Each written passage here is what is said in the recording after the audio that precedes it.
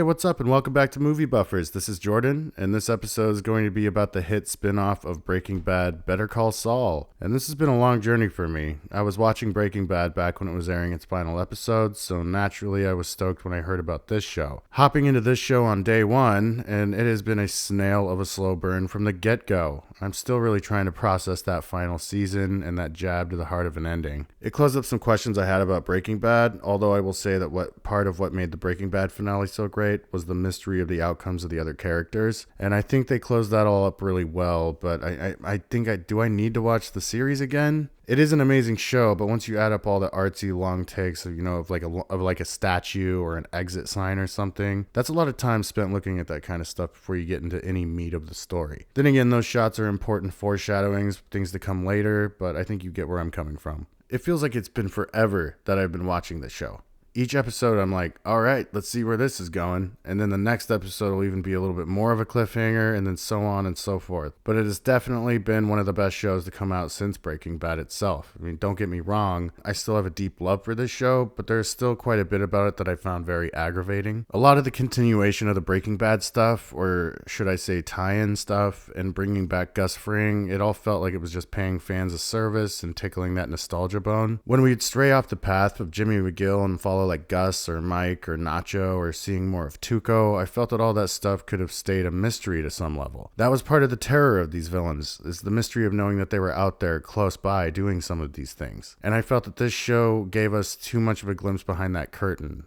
we got to see how the sausage was made, and it didn't always land with me. And the fact that everyone looks 15 years older than they did in Breaking Bad, it's unsettling to me, and it actually really takes me out of the moment more than half of the time. They did not give a man. Same with El Camino. I thought that it seemed strange that they didn't de-age any of them, especially in this show where they had that Sony and AMC money to make it look as authentic as they could. Watching Breaking Bad and then going right into El Camino and then this show, it doesn't feel right time-wise at all. You kind of forget that this is all supposed to take place over 2 years. That is so fucking insane to me. I mean, when you really think about it, it is very strange. And anyway, those are my nitpicks, and let's get into that final season. And if you didn't want any spoilers, please turn back now, because here we go. Okay, so the final season of Better Call Saul is very good. I didn't want to say anything like amazing or incredible. I just think for right now, it was good enough. It's just crazy to think that 7 years ago, almost 8, when we first saw Saul in that Cinnabon, that this is where it would all end up.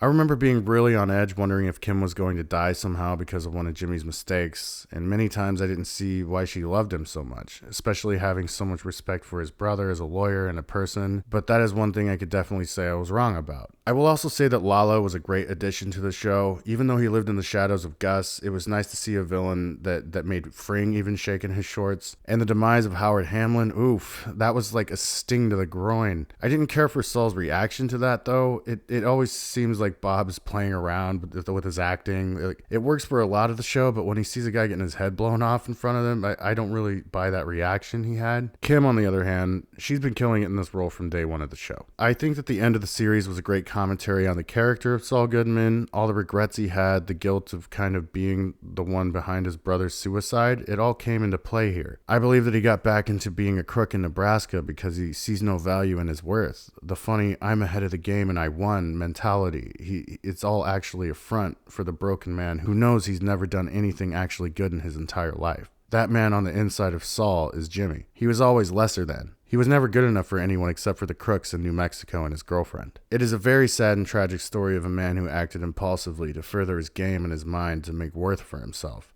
That's why when Kim served him with those papers, we saw him turn into the full potential Saul Goodman we all know and love to hate. The show is most definitely about regret. One of my favorite parts of the finale was when Saul asked guest starring Bryan Cranston what he would go back and change about his life if he had a time machine. This part was one of the most important scenes in the series. Walter says, if you want to ask me about regrets, then ask me about regrets. Don't make up some scientifically impossible scenario to talk about how you're feeling bad about yourself right now. The foreshadowing in the show is absolutely incredible. From the time machine book that Chuck reads early on in the series to the cutout of Saul Goodman in the dumpster later when they are cleaning out the estate. I think that Saul turning back into a crook in Nebraska showed that unless he got caught, he was never going to truly change. In fact, another question that Walter sent his way in the finale was, so you were always like this?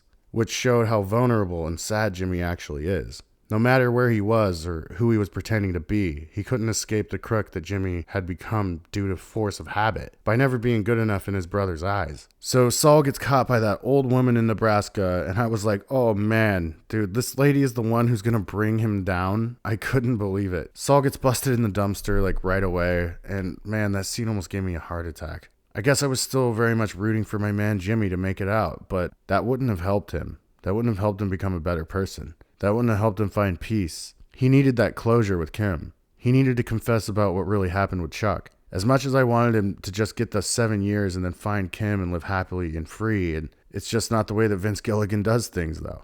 And he delivers on the consequences. We get a full circle callback to the two of them sharing smoke on the stairwell, and this is where we hear that he will be serving like 92 years in prison or something like that. And this scene just kind of broke your heart. I love how he talked the prosecuting attorney down to like 7 years, and it made it seem like he was going to work the system from the inside, which for a second there, I actually thought he was going to do. But what he ends up doing was actually very necessary. Confessing to being in cahoots with Walter White and organizing a drug empire. And then he also breaks down and confesses everything that Marie and Gomez's wife and Kim, they all needed to hear that to move on with their lives. So it was a very big move for Saul, and he even takes his name back, Jimmy McGill, and the truth has set him free. And mentally, that is. And you see that he thrives on the inside. He ends up doing the exact same thing he would be doing on the outside in Nebraska, making baked goods in a prison of his own conscience. And all the lawyering, it ended up doing him a favor on the inside as well. Everyone treats him like a god, and at least he finally gets that pat on the back for something. There was so much, so many incredible stories and arcs that we get to explore in this series, and I feel like it had achieved what it set out to do and more so. The fan service and the bad de-aging makeup aside, this is definitely as good, if not better, on a whole different scale than Breaking Bad. I'm giving Better Call Saul an A-. Well, so that's it. It's all said and done now, and I'll admit, it's hard for me to say goodbye. Breaking Bad was one of my all-time favorite TV shows for a very long time, until I watched all The Sopranos, and nothing touches that show. But it's sad to know that Breaking Bad is officially over. There was some comfort to me knowing that Saul was making cinnamon rolls in Nebraska. It truly is an end of an era, but I hope to see more of Gilligan soon. Well, that's it. That's the show. Please like and subscribe and smash the bell so you can get notified when new episodes come out on this channel. And this is Movie Buffers. Thanks for watching. See you next time. Better Call Saul. Better Call Saul. Better Call Saul. I said shut up.